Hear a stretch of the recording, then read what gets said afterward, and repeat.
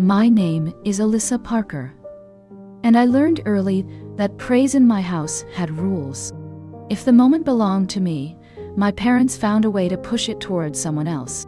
I kept working anyway, and I kept believing effort would eventually matter. By senior year, I was exhausted and determined at the same time, and I lived in a cycle of classes, homework, and late-night studying.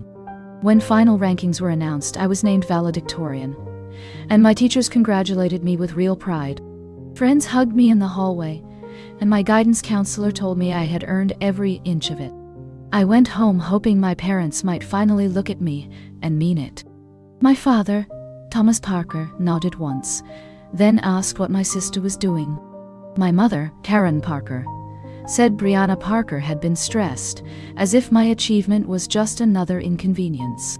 Still, I told myself graduation week would be different, because it was public, and it was undeniable. On the night of the party, our house filled with guests, about 43 people, relatives, neighbors, and friends from Riverside Community Church. The decorations looked like a celebration, and I let myself relax for the first time in weeks.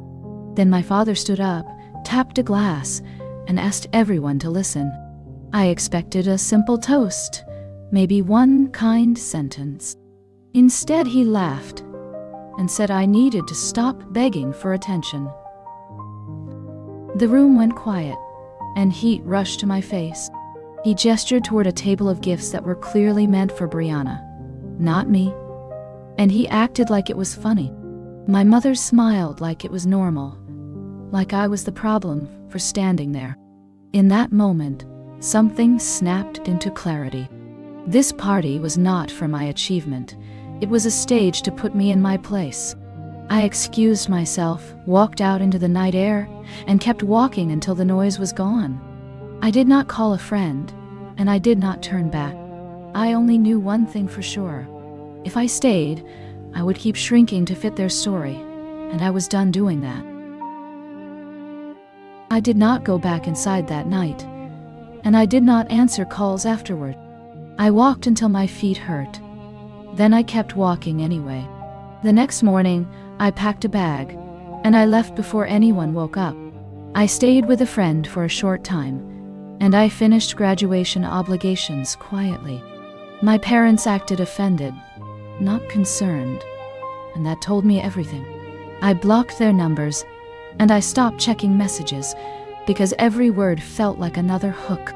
I focused on school, on work, and on building a life that did not require permission. I earned scholarships, took extra shifts, and lived with roommates to keep costs low. I learned how to be proud without an audience, and how to be steady without applause. When people asked about my family, I kept my answers simple and neutral. I said we were not close, and I moved the conversation on. Years passed, and the distance became normal, like a scar that no longer bleeds. I built routines, found friends who felt like chosen family, and kept my name clean. I did not send holiday cards, and I did not attend weddings or anniversaries. I told myself it was safer that way, and most days I believed it. Then one night, 10 years later, my phone rang with an unfamiliar number. I almost ignored it, but something in me hesitated. When I answered, a voice I recognized immediately broke into tears. It was my sister, Brianna Parker, and she sounded shaken and desperate. She said she had nowhere to go, and she did not know who else to call. I sat up in bed, heart pounding, and asked what happened. Brianna swallowed hard, then said our parents had kicked her out. She said she lost her medical license, and everything in her life collapsed quickly. I did not understand, and I did not trust the moment yet. But when Brianna whispered that our parents had been lying to both of us for years, I felt the floor shift under my memories. I realized my silence might not be the end of the story. It might be the beginning of the truth.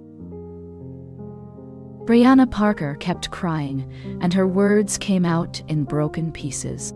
She said she was sitting in her car, and she was afraid to sleep. I asked where she was, and she gave me a parking lot address near a closed grocery store. I told her to stay there, keep the doors locked, and turn on the interior light. My hands shook as I grabbed my keys, because I had not expected my sister to be the one pulling me back. When I arrived, Brianna looked smaller than I remembered. Her hair was messy, her face was blotchy from crying, and her hands would not stop trembling. She got into my passenger seat and apologized over and over. She said she knew I had every reason to hang up, and she said she deserved whatever I decided. I took a slow breath and told her to start from the beginning. Brianna said she had been living at home again, after a long stretch of unstable work. She said our parents pushed her to chase status, then punished her when she stumbled. She admitted she lost her medical license after a serious mistake, and the fallout hit fast. Our parents reacted like a court, not like family. They blamed her for embarrassing them, and they told her to leave the house that same night. Brianna said she tried to call friends, but she felt too ashamed. Then she called me, because she knew I understood what it felt like to be discarded. I sat there listening, anger rising and settling in waves.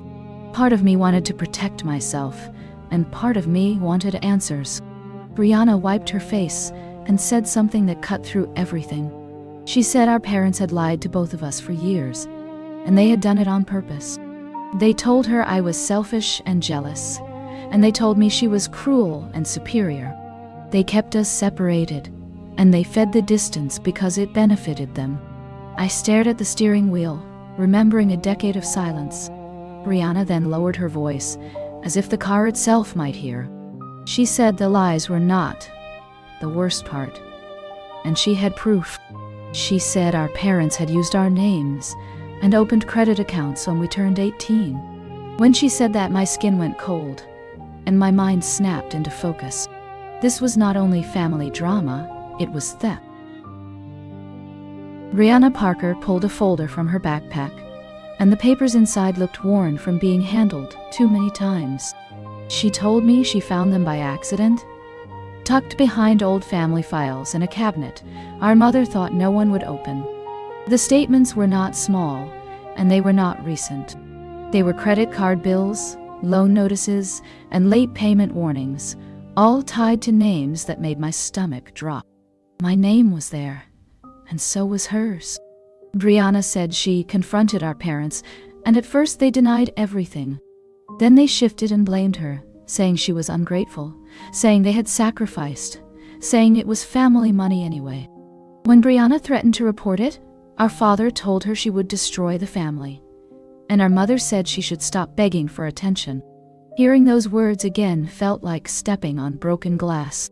Brianna said the accounts were opened soon after we turned 18, and they kept growing year after year. Some charges were labeled tuition, but others were clearly not. There were purchases for furniture, home repairs, and expensive dinners, the kind of spending that matched our parents' public image.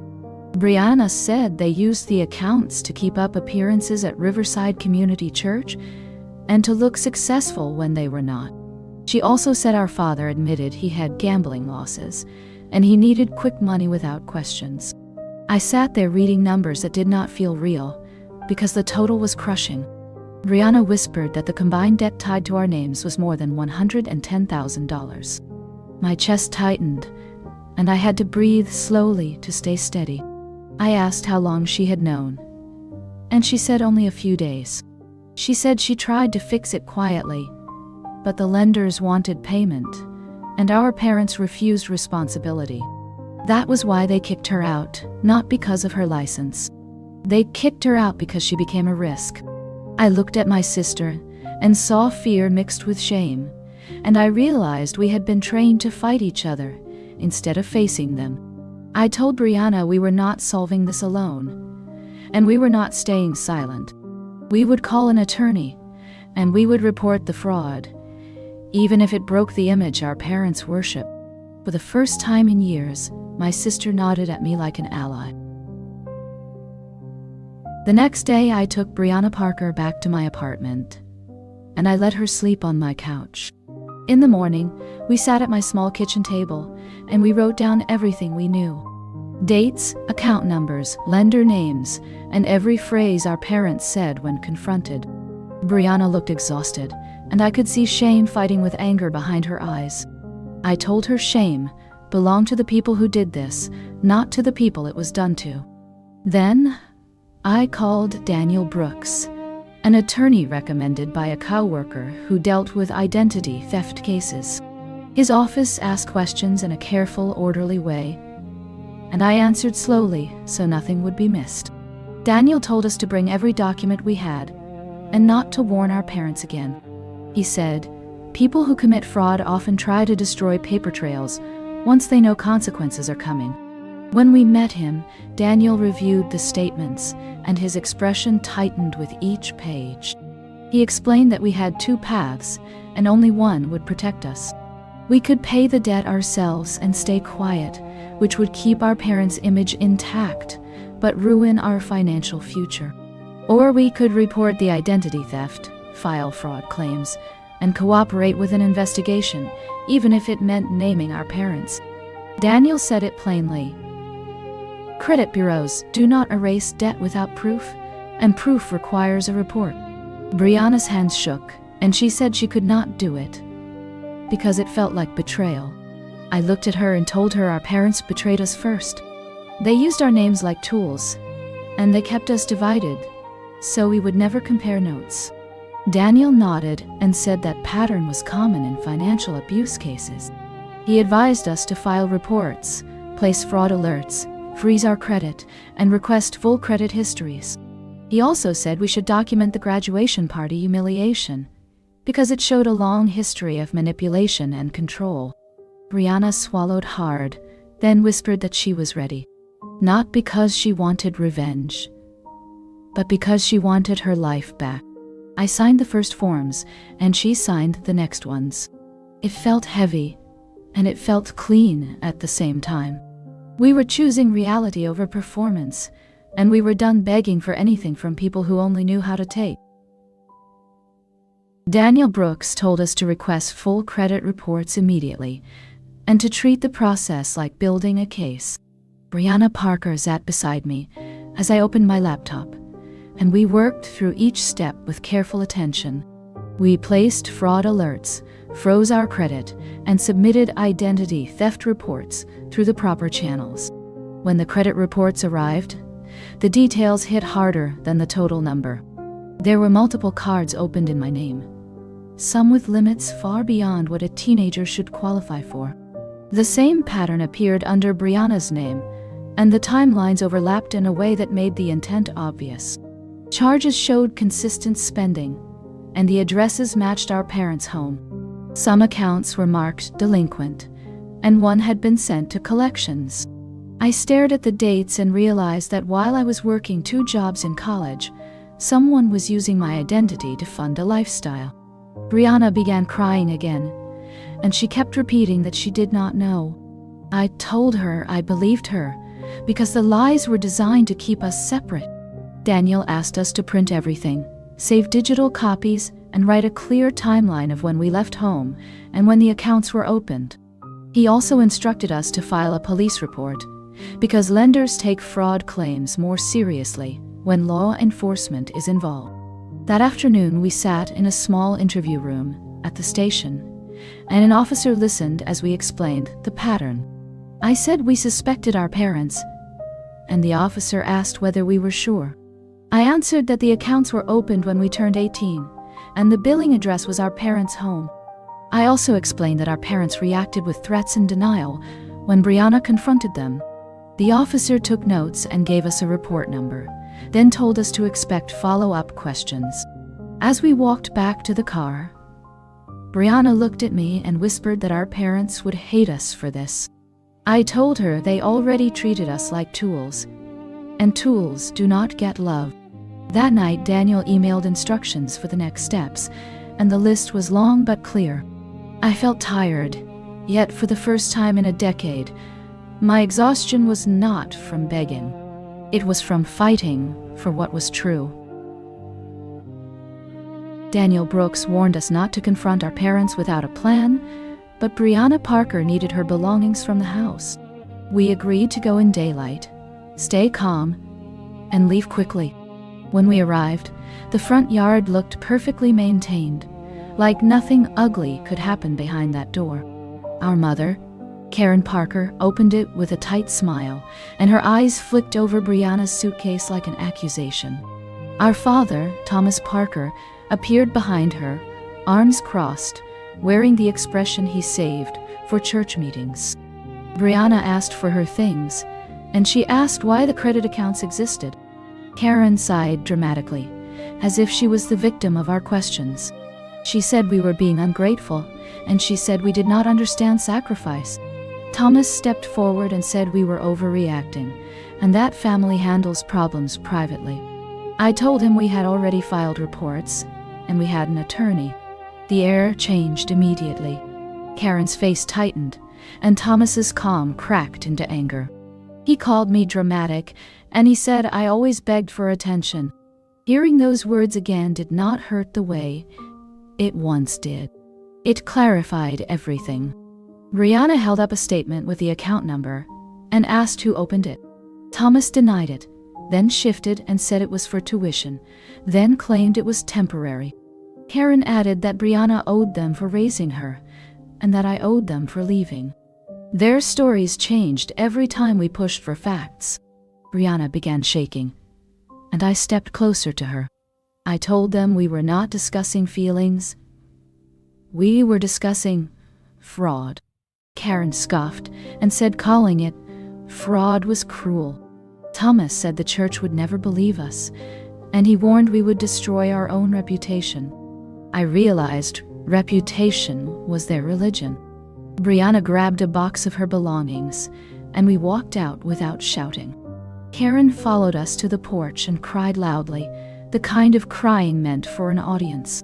When we drove away, Brianna stared out the window and whispered that she finally saw the pattern. They did not love us, they managed us, and now the management plan was failing.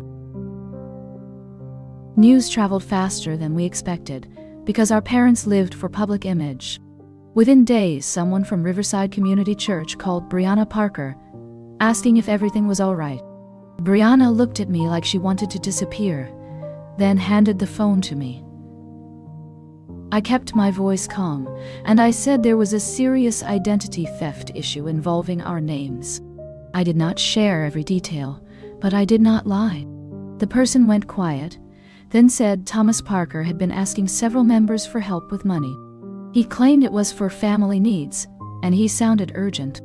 That aligned with what Brianna told me about gambling losses, and it tightened the story into one clear shape. Daniel Brooks advised us to keep communication factual and to document every outreach. He also said that when a fraud case involves community reputation, people often try to intimidate witnesses. The next Sunday, our parents arrived at church with perfect smiles, and they acted as if nothing happened. Brianna did not go inside, but we sat in the parking lot and watched. After the service, a church elder approached Thomas, and they spoke in low voices. Karen stood nearby, arms folded, scanning faces like she was counting allies. When Thomas saw Brianna's car, his expression hardened, then he walked toward us with quick steps. He asked what we were doing there, and he demanded we stop spreading lies. I told him we were not spreading anything. We were responding to questions. Thomas said we were embarrassing the family, and he said Brianna should be ashamed. Brianna finally spoke, voice trembling but clear. She said she was ashamed, but not of herself. She was ashamed that our parents used her identity like a credit line. Karen stepped in and said we were twisting their generosity into accusations. She said we were begging for attention again, and she raised her voice so other people would turn to look. A few members did look, and their faces showed confusion and concern. I realized Karen was building a stage, just like the graduation night. The difference was that we had evidence now. Daniel told us to avoid a scene, so we left. But the damage to their image had already begun, because secrets do not stay hidden when paperwork exists.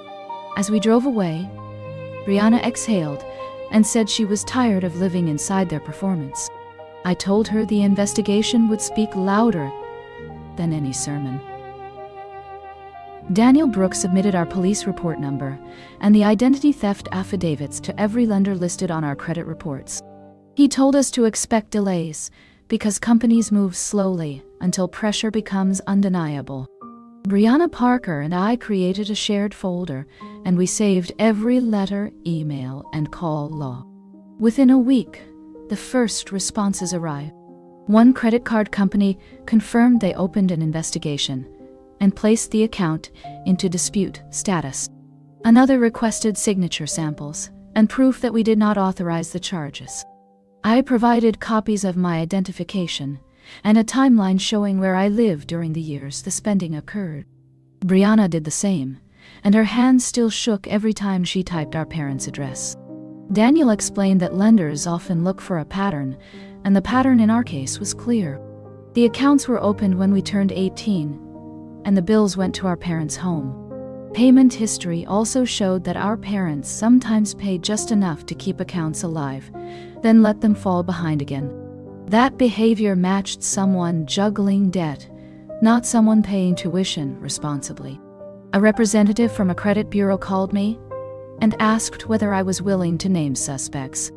I said yes, and I named Thomas Parker and Karen Parker. The representative paused, then said the case would be escalated because family fraud is common but still treated as a criminal act. Hearing that felt strange, because I was used to being told to keep family matters quiet. Daniel said, "Silence is how abusers survive, and paperwork is how victims reclaim control." Brianna received a letter about collections, and she panicked until Daniel reminded her that disputed accounts cannot be collected the same way. He instructed her to send a cease contact notice and to direct all communication through legal counsel.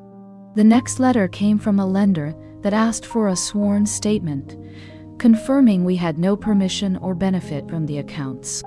I signed it with steady hands, and Brianna signed hers after taking a long breath. Every form felt like cutting a thread that tied us to our parents' control. It was exhausting, but it was also clean. We were no longer begging for fairness, we were demanding proof, and proof was finally starting to move. A few days later, the calls started coming from people I barely knew, and every voice sounded cautious and confused. Someone from Riverside Community Church asked if I was doing all right, then quickly asked why Thomas Parker looked so upset. I kept my tone calm, and I said there was an identity theft case under review. I said documents and timelines existed, and an attorney was handling it properly.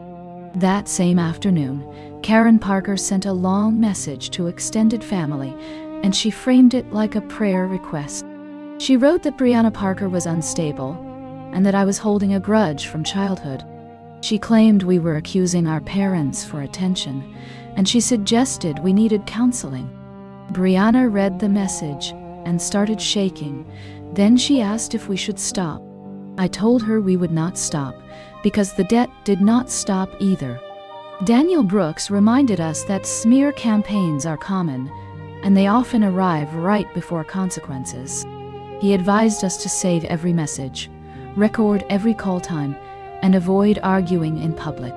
The next morning, Thomas Parker called from a blocked number, and his voice sounded sharp and urgent. He said we were destroying the family, and he said the church would turn on us. I told him the accounts were opened in our names, and that was the truth. He demanded we withdraw the reports, and he promised he would fix it quietly. I asked him why he did it, and the silence on the line lasted too long. Then he said he did what he had to do, and he blamed stress and pressure. Brianna sat beside me, listening, and her face showed disgust and grief together. After the call, Daniel forwarded a notice from Summit Credit Union confirming they had requested internal verification. He said this was progress because institutions follow paper, not performance. That night, Brianna whispered that she felt guilty because our parents sounded desperate. I told her guilt is not proof of wrongdoing. It is proof of conditioning. We were not begging for attention. We were demanding our identities back. Daniel Brooks told us to expect a flood of letters, and he was right. Within a week, responses arrived from lenders in plain envelope. Some were cold and procedural. Others sounded almost cautious. One company confirmed the account was under formal dispute, and collections activity would pause. Another asked for a sworn statement and signature samples for comparison. Alyssa Parker and I signed everything carefully, and we dated each page in full. Daniel reminded us to keep copies of every packet and to track every phone call. Then, Summit Credit Union contacted Daniel directly and requested an interview. They said an account linked to our parents' address was flagged. An internal review had started. Daniel asked for the original application documents and for the method used to verify identity. When the copies arrived, my stomach tightened again. The handwriting on the forms looked familiar, and the contact numbers matched our parents' patterns. Daniel explained that lenders often rely on paper trails, and paper trails do not lie. He filed additional notices with the credit bureaus and reinforced the fraud alerts on both profiles. Brianna sat with her hands clasped tightly, whispering that she felt like she could not breathe. I told her to breathe anyway, because this was the first real progress. 2 more letters arrived, and one confirmed a temporary removal of an account from my report, pending final findings. That small change felt like a weight shifting, even if it was not finished.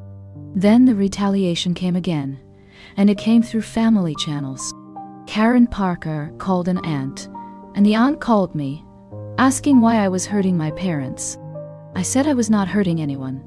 I was protecting my identity. Thomas Parker then sent a message through another person, demanding we stop. Daniel responded with a formal cease contact notice, and he warned that harassment would be documented. Brianna looked at me and nodded, because we both understood the new rule. We would not argue with performance. We would answer with paperwork. 2 days after we met Daniel Brooks, my phone rang during lunch. Alyssa Parker's name appeared, and I knew something had happened.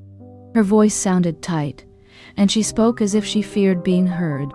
She said Thomas Parker had called her, using my number by mistake. He told her to come home, and he claimed Karen Parker was sick. Brianna said Karen was not sick, and she had acid reflux for years. Then Brianna hesitated and said Thomas added something worse. He told her not to contact Alyssa Parker because I would make everything worse. He said I was jealous, and he said I always caused drama. I sat there in silence, feeling the pattern repeat itself again. Even now, they were trying to split us with familiar lies. Brianna said Thomas threatened another move, and his tone turned sharp. He said if she did not return, he would call police. He would report that she stole items from the house. Brianna asked what items, and he refused to name them clearly. We both understood what he meant, and it was not jewelry. It was the folder, the emails, the statements, and the application copies.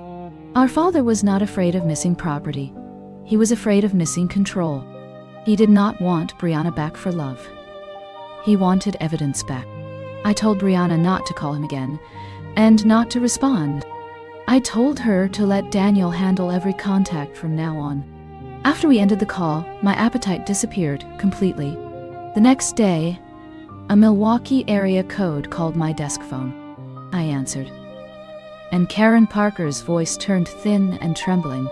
She said she missed me, and she said Thomas cried at night. She said the family needed peace, and she asked why I was doing this. I told her we were not discussing feelings. We were addressing identity theft. I said, all communication must go through Daniel Brooks, and I ended the call. My hands shook afterward, but my mind stayed clear. They were not asking for truth. They were asking for silence. After I ended the call with Karen Parker, I sat very still at my desk, breathing slowly until my hands stopped shaking. She did not deny it even once. She cried, deflected, and accused instead. That told me more than any confession could, because innocence does not need performance. I opened my email, and I wrote Daniel Brooks a clear summary of the call. I included dates, account totals, and the exact phrases she used. Brianna Parker sat across the room, reading over my shoulder in silence. Neither of us spoke, because the pattern was finally undeniable. For a couple of weeks I tried to believe the worst had passed. I was wrong, and the next wave came through Riverside Community Church. On a Tuesday evening, my phone rang, and a familiar voice sounded angry and protective. Elaine Calloway told me our parents spoke at a church fellowship meeting with about 30 people listening. Thomas Parker stood up during open sharing and blamed me for everything. He said I was manipulating Brianna and turning her against the family. Karen Parker sat beside him and cried the entire time, like grief on command. Elaine said she could picture their routine: the steady patriarch and the trembling saint. Then the messages started arriving while we were still talking. One person called me selfish. Another said I should be ashamed. A man I did not recognize claimed my mother was a saint. Brianna looked at the screen and went pale, because she knew they were building a public story. Elaine told me something that landed like a lifeline. She said, "Do not let them rewrite your truth, because truth always surfaces." When the call ended, I did not argue with strangers, and I did not plead for understanding. I picked up my phone and called Daniel Brooks. I told him I was ready to file everything, and I wanted it done correctly. Brianna nodded beside me, and for the first time in years, we felt united. Our parents wanted silence, but we were done begging for anything. Daniel Brooks met us the next morning, and he did not waste time. He spread our documents across his desk, then asked for a clean timeline. Brianna Parker and I answered carefully, and we kept our voices steady. Daniel wrote down dates, addresses, and every account linked to our names. He said our parents depended on confusion, and confusion collapses under structure. He instructed us to freeze credit with every bureau and confirm it in writing. He also told us to request full creditor packets, including applications and verification logs. When Brianna asked if it was too late to fix quietly, Daniel shook his head. He said, "Quiet fixes protect the fraud and punish the victim for speaking." He reminded us that the debt was not a mistake, it was a strategy. Then he asked the question I feared most. Were we prepared to name Thomas Parker and Karen Parker? Brianna stared at her hands, and her breath caught in her throat. I said yes, because our names were already on the damage. Daniel nodded and said that clarity would save us in the long run. He prepared identity theft affidavits, and he attached the police report number. He also drafted dispute letters for each lender, and he listed the accounts line by line. Daniel told us to send everything by certified mail and keep receipts in a folder. He warned us that Thomas and Karen might try to pressure us again, or rewrite the story publicly. He said, "We must not argue with people. We must answer with paperwork." Before we left, he assigned one simple task: document every contact attempt.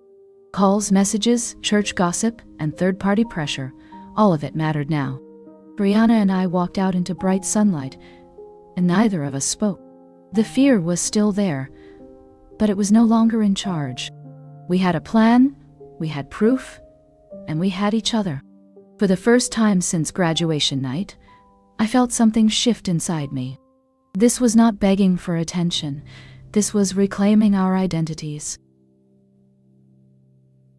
2 weeks after we filed, the ripples started in places we did not expect. Daniel Brooks told us to stay quiet and let the process work. Brianna Parker and I followed every instruction and avoided public arguments.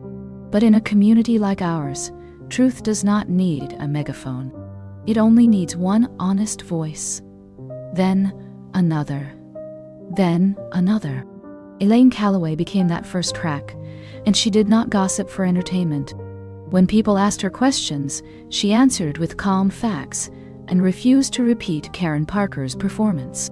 She told them she had known me for years and that jealousy never fit me.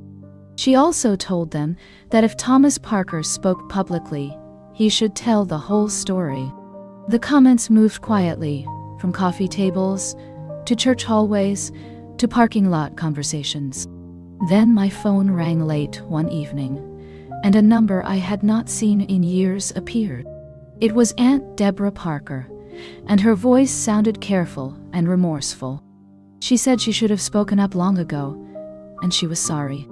She told me she once overheard Thomas talking in the kitchen, years earlier. He told Karen to open another account because Alyssa never checks. I felt my stomach drop, and my anger harden into something colder. The next day, Daniel added her statement to our file and told us to keep documenting. That night, my phone buzzed again, and this time it was Thomas Parker himself. His voice sounded smaller, like a man trapped by shrinking walls. He told me to withdraw the complaint and said I was destroying the family. Then he finally admitted what he did, and he tried to wrap it in excuses. He said the money went to tuition and to keeping the household afloat. I told him he did it for image, not for love, and fraud is still fraud. He asked if I wanted to see him go to prison, and he said I was cruel. I took a slow breath and answered with the simplest truth I had. You told me to stop begging for attention, so I stopped. I stopped asking you for anything, and now I was not asking. I was filing, and I was done carrying his shame. After I ended that call, my hand stayed steady, but my chest did not. Thomas Parker had begged, and his voice had cracked with fear. I did not feel triumph. I felt grief that surprised me.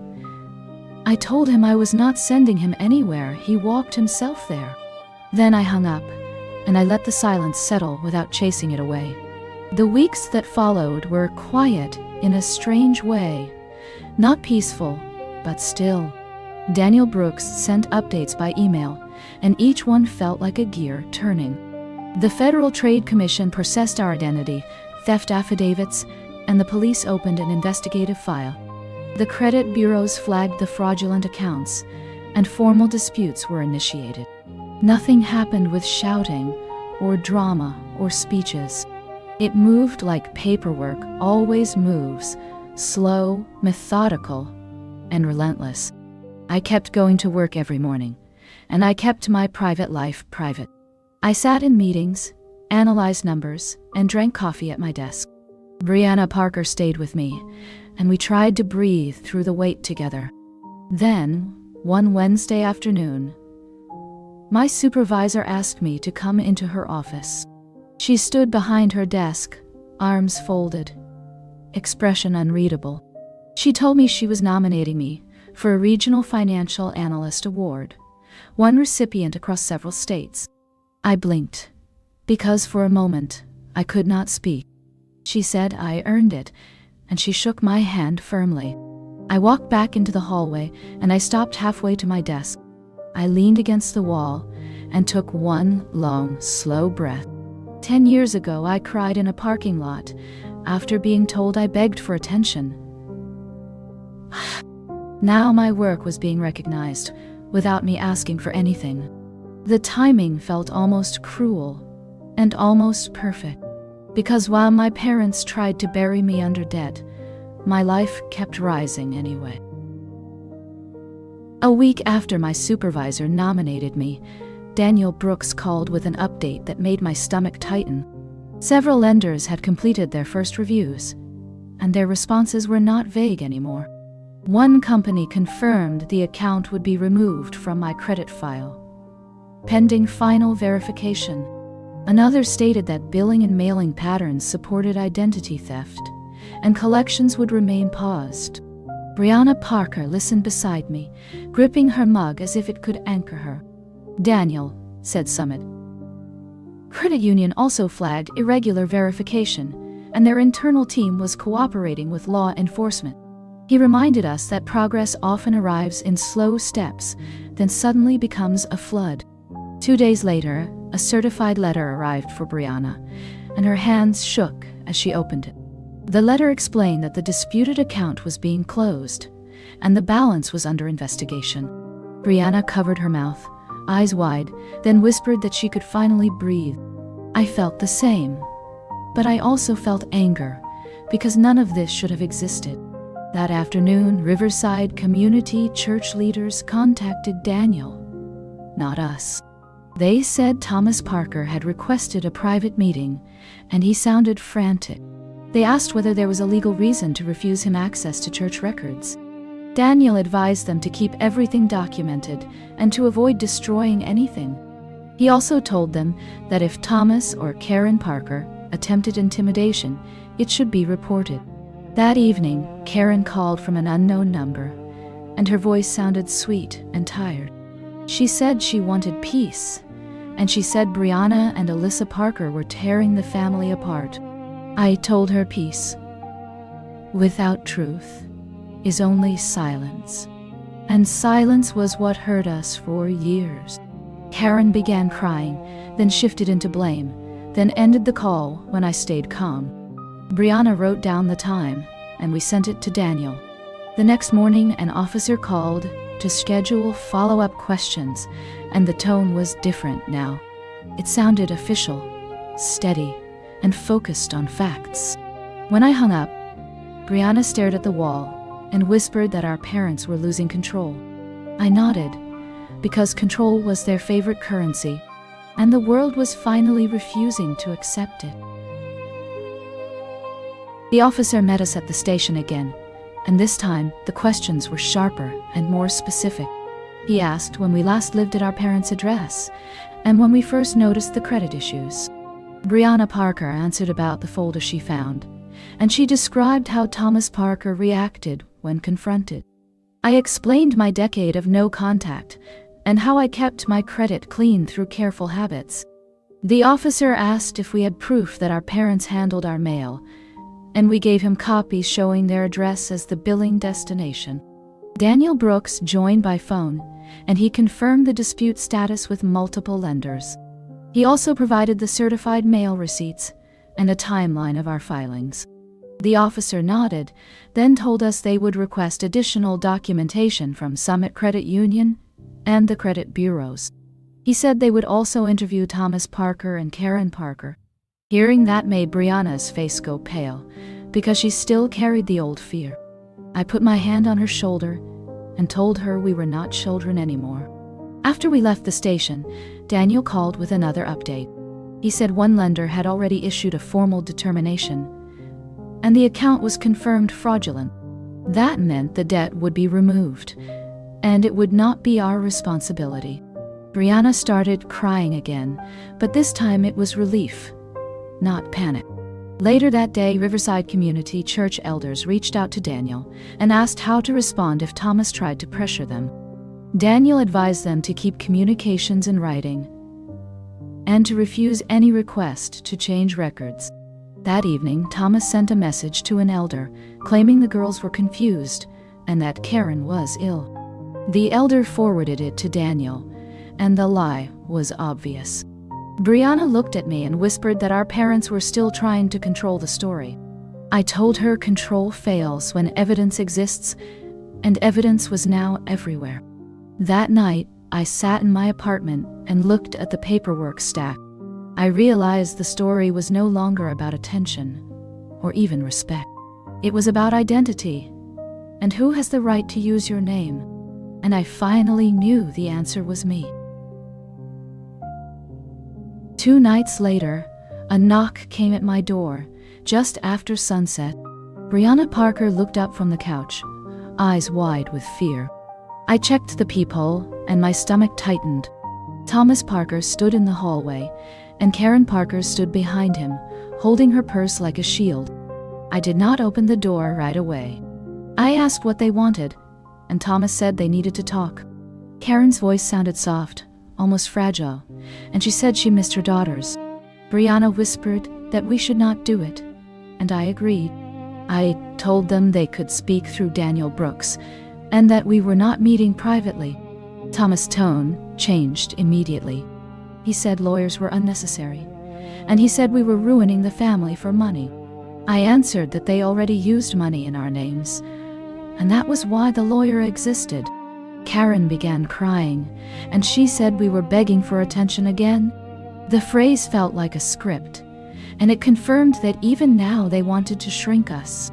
Thomas leaned closer to the door and lowered his voice, trying to sound reasonable.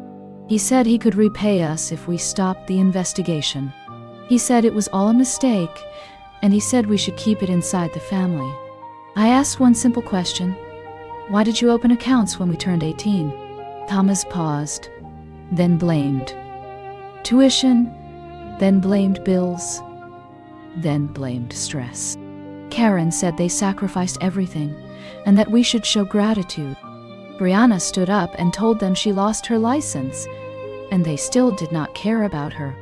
She said they only cared when she became a risk.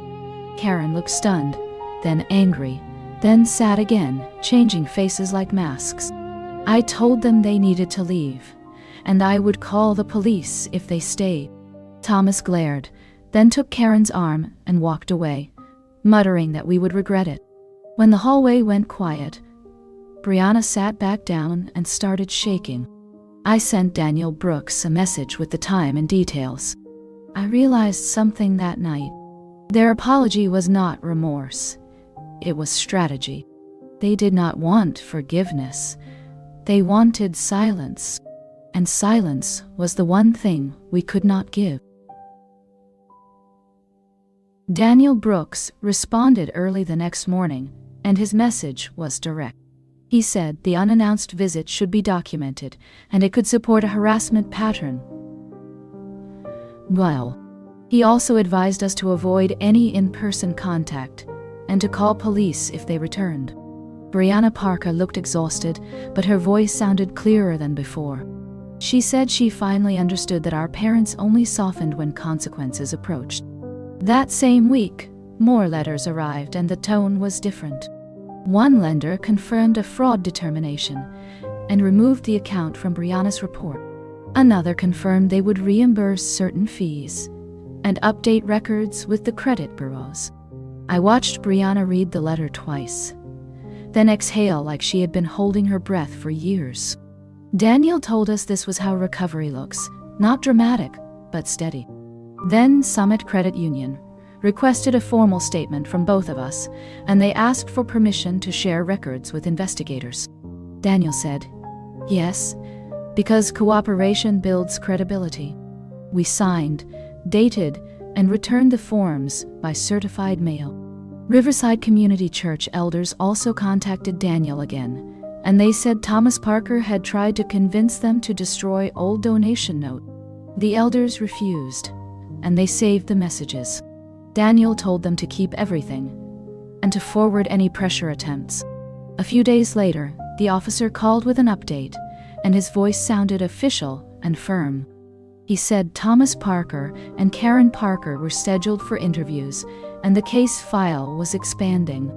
He did not share details, but the tone was enough. After the call, Brianna asked me if I felt guilty. I said, guilt is not proof. It is residue from years of training. Our parents taught us that speaking up was selfish, and silence was obedience. Now the system was doing what families should have done, separating truth from performance. That evening, I sat at my kitchen table, looking at the stack of certified mail receipts. Each receipt was boring, and each one was powerful. It was proof that we acted responsibly, and that we did not beg. We documented, we reported, and we protected our names. And for the first time in a long time, protection felt possible. The interview day arrived without drama, and that made it feel more serious. Daniel Brooks told us that investigators prefer calm facts, because calm facts are harder to dismiss. Alyssa Parker and I did not attend the interviews, but the officer called later with limited information. He said Thomas Parker and Karen Parker both denied wrongdoing at first. Then their stories shifted, and they contradicted each other on key details. Thomas claimed the accounts were opened with permission, yet he could not explain why the billing address stayed at their home. Karen claimed she never handled paperwork, yet records showed her email was used on multiple forms. The officer said the contradictions were noted, and the case would move forward. Later that week, Riverside Community Church elders asked Daniel how to respond because Thomas had tried to meet privately again. He told them to refuse private meetings and to keep all communication in writing. The elders followed his advice, and one of them forwarded a message from Thomas that sounded frantic. He said he made mistakes, and he wanted everyone to forget it. He also implied that Karen was the one who handled everything, and that he was only trying to keep the family afloat. That message revealed more than he realized, because it admitted involvement while shifting blame. Daniel added it to our file, and he said it could matter. More creditor updates arrived, and the trend continued. Disputed accounts were being removed, late fees reversed, and notes added to our credit profiles. Brianna sat at my table with a calculator, and she began estimating what our financial recovery might look like. For the first time, she allowed herself to talk about the future, and that felt like a victory. Then, another call came, this time from a cousin, who sounded embarrassed. She said Karen told everyone that Alyssa Parker was lying, and that Brianna was being manipulated. I thanked the cousin for telling me, then said the case was in legal hands. I did not defend myself, and I did not argue. I had learned that arguments feed their narrative, but evidence starves it. That night, Brianna whispered that she still felt like a child sometimes. I told her we were adults with records now, and their story could not survive documents forever. A few days after the interviews, Karen Parker began calling people again, but this time the tone was softer and more strategic. She told friends that Thomas Parker was overwhelmed, and that she was exhausted from stress. She said her daughters were being harsh, and that the family needed prayer.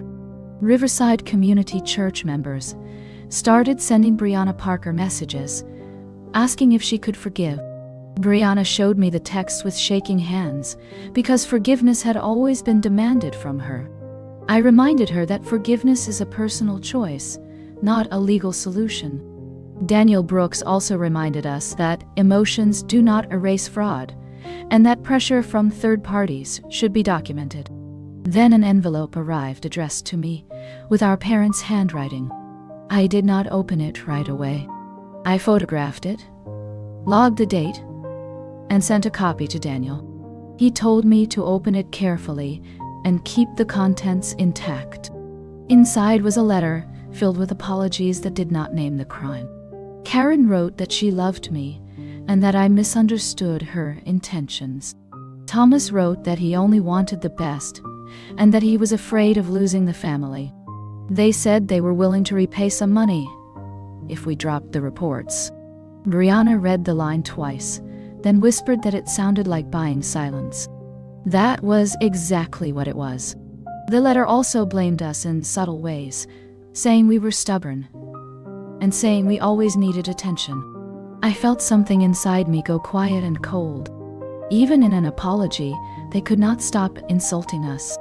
Daniel said the letter could be useful because it showed knowledge of the debt and an attempt to influence the process. He advised us not to respond directly and to keep everything routed through counsel. That evening, Brianna asked if we were monsters for not accepting the apology. I told her an apology that comes with a condition is not remorse. It is negotiation.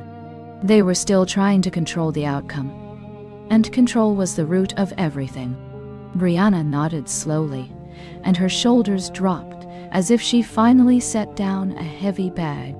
We were not begging anymore, not for attention, not for love, and not for decency. We were choosing truth and letting the system do its work. The next Sunday, Riverside Community Church felt different, even from a distance. Brianna Parker and I did not attend, but Elaine Calloway called afterward and spoke in a low, careful voice. She said church leadership held a private meeting with Thomas Parker and Karen Parker, and the tone was serious. Leaders asked about money requests, about donation notes, and about the identity theft investigation. Thomas tried to deny it again, but his denial sounded thinner now. Karen cried and said she was being attacked, yet she still did not explain the accounts. Elaine said the elders asked for one thing: clarity.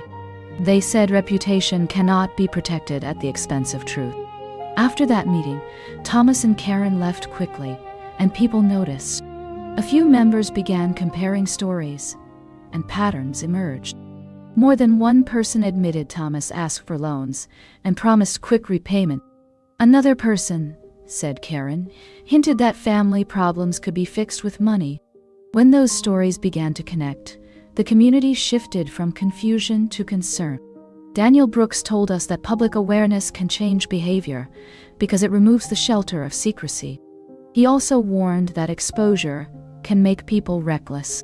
That evening, Thomas sent another message through a cousin, asking to meet privately. He claimed the elders were misunderstanding him, and he needed us to help him explain. I refused, and Daniel documented the attempt. The next day, Summit Credit Union issued a notice confirming they would cooperate fully with investigators. They also stated that internal procedures would be reviewed because identity verification had failed. That notice mattered because institutions do not admit failure lightly. Brianna received another letter showing a disputed account removed from her report, and she held it like proof of error.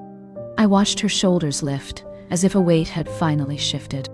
Yet, even as relief grew, grief stayed close. The loss of our parents' image did not feel like justice. It felt like a funeral for what we wanted them to be. Brianna whispered that she still wished they would just tell the truth once. I told her they might never tell it for love, but they would tell it when they had no other choice. And that choice was getting closer. A week later, Daniel Brooks called and told us to come to his office. His tone sounded measured, but I could hear the significance underneath it. Brianna Parker and I sat across from him, hands folded, waiting. Daniel explained that investigators had compared application documents, signature samples, and verification logs. He said the record was strong enough that our parents could no longer pretend it was confusion. He also said Summit Credit Union had provided internal notes, and those notes showed repeated use of our parents' address and contact information. Then, Daniel delivered the part that made my stomach drop. Thomas Parker and Karen Parker asked to negotiate. They wanted to avoid formal charges, and they wanted a structured repayment agreement. Daniel said negotiation does not erase wrongdoing, but it can control damage for everyone involved. He told us we had a choice: push for full prosecution or accept a settlement that includes repayment, written admission, and protective terms. Brianna's eyes filled with tears, and she asked whether settlement meant we were forgiving them. Daniel shook his head and said, settlement is a tool, not an emotion. He said it can restore credit faster, remove disputed balances, and prevent years of legal limbo. I asked what the terms would require from our parents. Daniel said they would need to sign a written statement admitting they opened accounts in our names without consent. They would also need to reimburse the amounts determined fraudulent, cover fees, and cooperate with credit corrections. They would be prohibited from contacting us directly, and any violation would trigger consequences. Brianna took a long breath, and she whispered that she wanted her life back more than she wanted revenge. I felt the same, even though anger still burned. We told Daniel we would consider it, but only if the admission was clear and the protections were strong. Daniel nodded and said he would draft terms that centered our safety. That night, Brianna and I sat at my kitchen table, staring at the ceiling like it might answer. We both wanted one simple thing: to never be used again. If a settlement delivered that, we could accept it without calling it forgiveness. Because boundaries do not require love, they require clarity. And clarity was finally here. 2 days later, Daniel Brooks sent us a draft agreement, and it was colder than any apology letter. It listed accounts, totals, and corrective steps in plain language. It also required Thomas Parker and Karen Parker to admit in writing that they opened credit accounts in our names without permission. Brianna Parker read that sentence several times, and each time her jaw tightened. She said it felt like confirmation and grief in the same breath. Daniel explained that the agreement would be shared with lenders and credit bureaus so corrections could move faster. He also said it included repayment terms and a timeline for reimbursing disputed balances and fees. The agreement required our parents to stop contacting us directly and to route all communication through counsel. Any violation could void the deal and reopen prosecution options. Brianna asked if they would actually sign it, and Daniel said they already requested the chance. They were trying to preserve what they could, because Riverside Community Church leadership was no longer shielding them. Elaine Calloway later told us that the elders had stepped back from Thomas, and some members had stopped speaking to Karen. Their image was collapsing in the exact space they worshipped most. Daniel scheduled a signing meeting, and he allowed us to attend by video so we would not be in the same room. When the call began, Thomas looked older than I remembered. Karen looked exhausted, yet she still tried to appear dignified. Daniel read the key terms aloud, and he asked if they understood. Thomas nodded, then hesitated when the admissions section came. Karen started crying softly, but the tears did not change the sentence. Daniel asked again, and Thomas finally said yes. He signed, Karen signed, and the screen captured it all. Brianna covered her mouth, and I felt a strange rush of relief. It was not love, and it was not healing, but it was truth on paper. After the call ended, Daniel told us the next step was sending the agreement to creditors and tracking updates. Brianna whispered that she still felt empty, and I understood. When people build their whole life on appearance, admitting the truth costs them their favorite currency. But the cost was theirs, not ours. We were done paying for their image. After the agreement was signed, the process turned from emotional to administrative. Daniel Brooks sent copies to every lender and to each credit bureau. He included the police report number, the identity theft affidavits, and the written admission from Thomas Parker and Karen Parker. Within 2 weeks, updates began appearing on our reports. Disputed accounts were marked resolved, negative marks were removed, and balances shifted away from our names. Brianna Parker checked her credit score every morning, not out of obsession, but out of fear that the damage might return. The first time her score rose, she started laughing and crying at the same time. I felt relief too, but mine arrived quietly, like a knot loosening after years. Riverside Community Church leaders released a brief statement about stewardship and accountability. Without naming anyone, everyone still knew who it was about. Elaine Calloway, said Thomas, stopped showing up, and Karen avoided eye contact with anyone who asked questions. Their silence was not dignity. It was aftermath. Daniel reminded us that the agreement did not restore trust. It restored records. Trust is different, and it requires years of consistent change. Brianna asked if we should speak to our parents now that things were improving. Daniel said no, because boundaries are strongest when they stay simple. If Thomas and Karen wanted to communicate, they could do it through counsel, and only about repayment or documentation. That clarity protected us from emotional hooks. Brianna began looking for work again, and she explored options that did not depend on her old license. She started taking small classes, and she talked about building a new path. I watched her posture change, as if she finally believed she deserved a future. One evening we sat in my living room, and she asked if I still felt like the girl at the graduation party. I thought for a moment, then told her the truth. That girl learned to leave when humiliation was offered as love. This version of me learned to keep leaving until respect became normal. I did not beg for attention, and I did not beg for decency. I demanded protection, and I built it with documents, allies, and boundaries. When the world tried to pull us back into silence, we chose proof instead. And proof held. Not long after the credit correction stabilized, I found myself thinking about the graduation night again. The memory used to feel like a wound that never closed, but now it felt like a lesson with sharp edges. I could still see the living room full of faces, about 43 guests smiling politely. I could still hear Thomas Parker tapping a glass, and the laughter that followed his insult. He told me to stop begging for attention, and the room went quiet in that uncomfortable way. Karen Parker smiled, like it was normal, and Brianna Parker stood frozen, caught between fear and loyalty. That moment did not create the damage, it revealed it. The damage was years of manipulation, and years of being taught that my needs were an inconvenience. When I left that night, I thought I was walking away from a party. I was actually walking away from a system designed to keep me small. 10 years later, Brianna called me in tears, and we uncovered what they hid behind the smiles. Identity theft, credit abuse, and a debt that tried to chain our adulthood to their choices.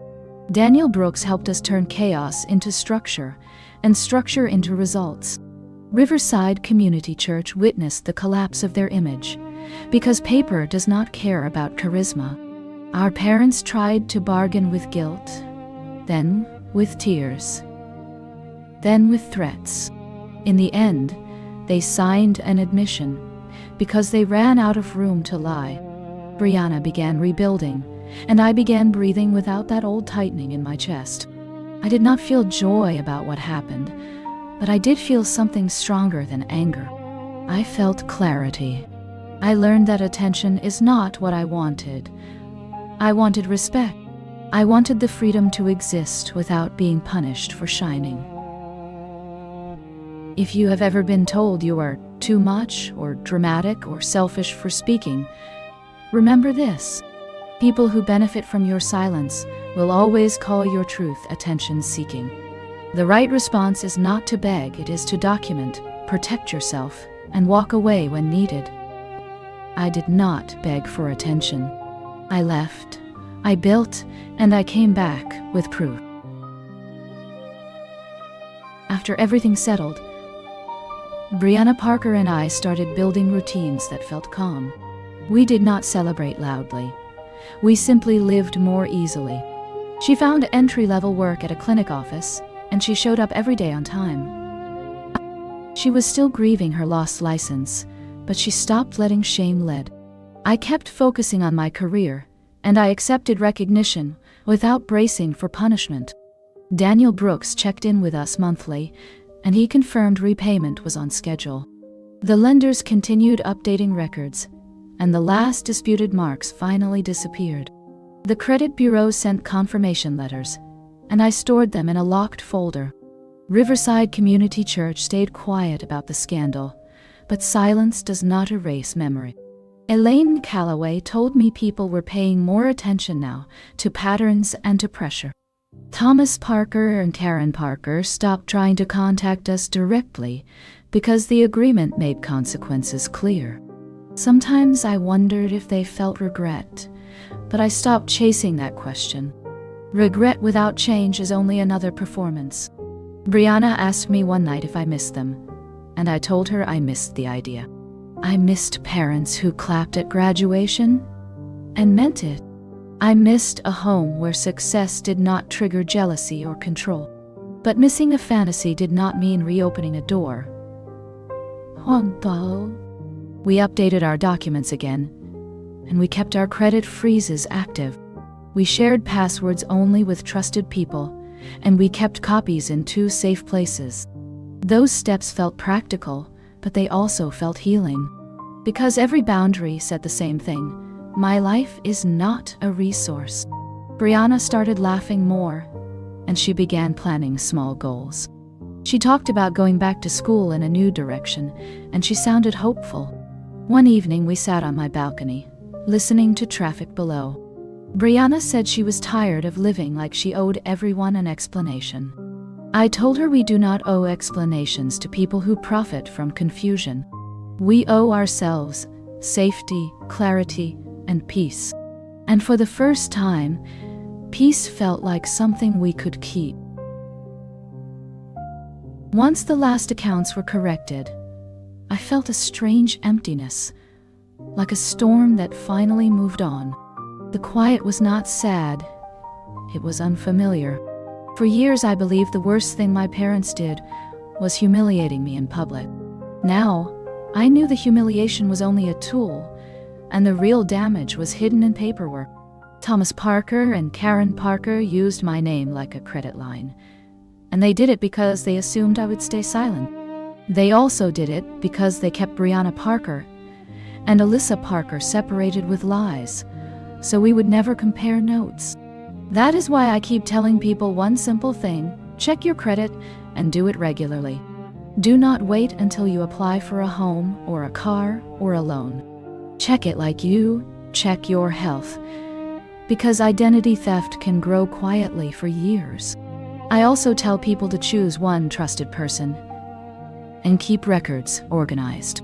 Daniel Brooks helped us because we had documentation, timelines, and receipts. Without those, the story becomes feelings, and feelings are easy to dismiss.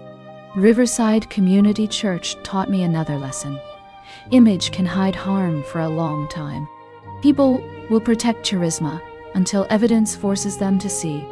If you live in a community where reputation matters, protect yourself with facts, not with hope. Brianna and I learned that forgiveness can be personal, but boundaries must be practical. A written admission mattered more than a tearful apology. A credit freeze mattered more than a promise. A cease contact notice mattered more than a prayer request. I still wish our story had been different, and I still carry grief. But grief does not mean I made the wrong choice. It means I cared, and caring does not obligate me to accept abuse. If someone calls you attention seeking for defending yourself, that is often the clearest sign you are doing the right thing. I stopped begging for attention, and I started protecting my life. That is the difference that saved me. When people hear my story, they often focus on the graduation party, because it sounds like a single cruel moment. But the party was only the surface. The real story was what happened when Brianna Parker called me 10 years later, crying in a parking lot, and told me our parents had been using our identities. It was the shock of seeing my name on accounts I never opened, and the cold clarity of realizing Thomas Parker and Karen Parker did it on purpose. They used lies to keep Brianna and Alyssa Parker divided, and they used guilt to keep us quiet. They told me I begged for attention, so I stopped asking for approval. I started asking for records, for timelines, and for proof. Daniel Brooks helped us turn chaos into a case, and the system did what family should have done. It separated truth from performance. Riverside Community Church saw the mask slip, because paper trails do not care about charisma. Credit bureaus corrected the files. Lenders removed fraudulent accounts, and our parents signed a written admission because they ran out of room to deny.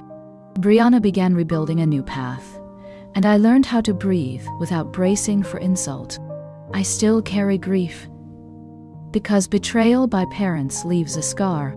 But I also carry clarity, because clarity is what keeps you safe.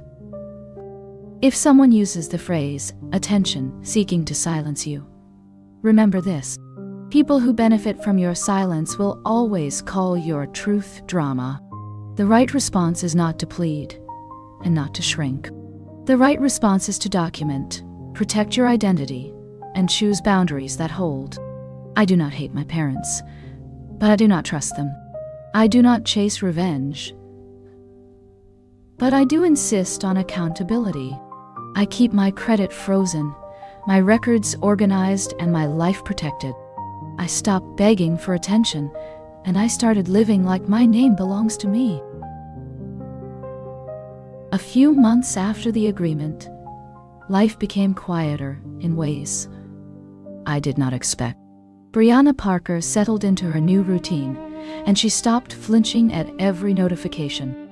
Daniel Brooks confirmed that repayments continued on schedule, and creditors kept the corrected records stable. I kept my credit frozen, and I kept duplicate copies of every document. I did not do it out of paranoia. I did it out of wisdom, earned the hard way. Riverside Community Church moved on publicly, but privately people remembered.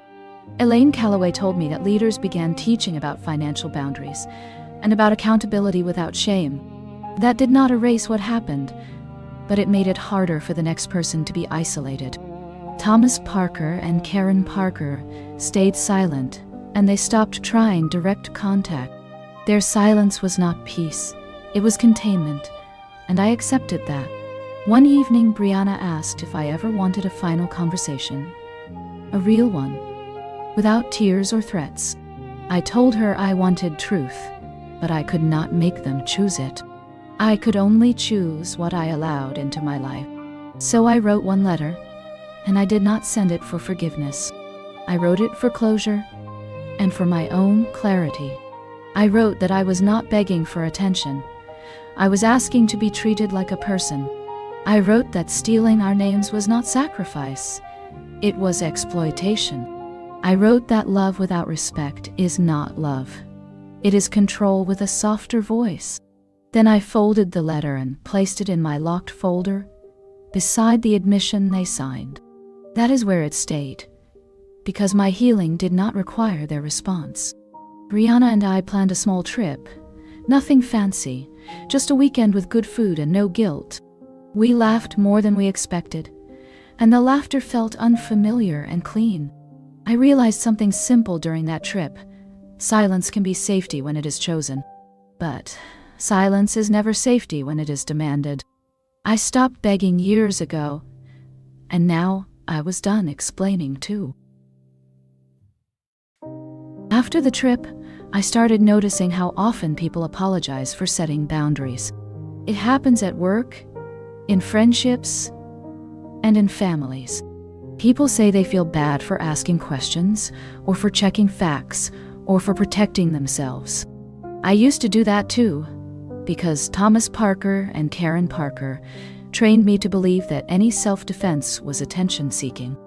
Now I see it differently, and I say it plainly when someone asks. If you have a job, a lease, a bank account, or a future, you need to protect your name. Check your credit at least once a year, even if you trust everyone around you. Set a credit freeze if you can, and store your passwords securely. Choose one person you trust, and make your important documents clear. If you live in a community like Riverside Community Church, where image matters, remember that image can hide wrongdoing. Do not let someone use reputation to silence you. Brianna Parker learned that the hard way, and I did too. We were divided on purpose, because division creates control. The moment we compared notes, the control started to fall apart.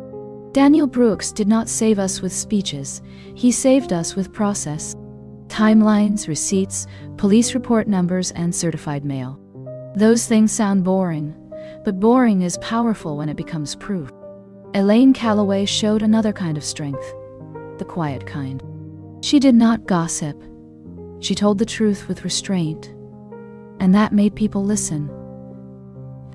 When the admission was signed, it did not heal the past, but it stopped the bleeding. That is what boundaries do. They stop the bleeding so you can rebuild. I do not tell my story to scare people. I tell it to remind them. You can love family and still protect yourself. You can feel grief and still file a report. You can want peace and still demand truth. I stopped begging for attention, and I started choosing safety. That choice did not make me cold. It made me free. A few weeks after things finally felt stable, I received a message through an old family friend. The wording was careful, and it sounded polite, but I could hear the familiar pressure underneath it. The friend said Thomas Parker wanted to apologize properly, and Karen Parker wanted one last conversation. They said they were lonely, and they said they missed their daughters. Brianna Parker read the message and went quiet, because the part of her that still hoped was still alive. I understood that hope, but I also understood the pattern. When consequences fade, control attempts return. I asked Daniel Brooks what to do, and his answer was simple. Do not meet privately, and do not respond emotionally. If they need to communicate about repayment or documentation, they can do it through counsel. Anything else is optional, and optional does not mean safe. I told Brianna that we could grieve without reopening the door. Brianna nodded, then admitted she was afraid of being called cruel again. I reminded her that Thomas and Karen used that word as a leash, and the leash only works when you pick it up. That night I sat with my locked folder, and I reviewed the documents one more time. The admission was there, the corrected credit letters were there, and the repayment schedule was there. The story was not a feeling anymore, it was a record. I wrote a short response and sent it to Daniel to forward. It said we would not meet, and communication must stay in writing through counsel. There was no insult, no explanation, and no apology for protecting myself. The next day, the family friend replied, saying my parents were hurt. I felt a small twist of guilt. Then it passed. Hurt is not the same as harm, and my parents had chosen harm for years. Brianna and I went for a walk that evening, and the air felt cool and steady. We talked about work, groceries, and normal plans.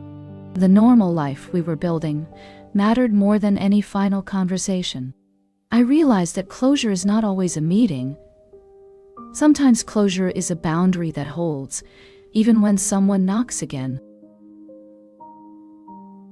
The final repayment confirmation arrived on an ordinary Tuesday, and that ordinary timing felt like the real ending. Daniel Brooks emailed first, then mailed a hard copy for my records. The lenders had finished updating, and the last disputed traces were gone. Brianna Parker stared at the letter for a long time, then let out a breath that sounded like release. We did not throw a party, and we did not post anything online. We made dinner, ate slowly, and let quiet fill the room. Riverside Community Church had moved on, and I had moved on too, but in a different way. I did not pretend the past did not happen. I simply stopped living inside it.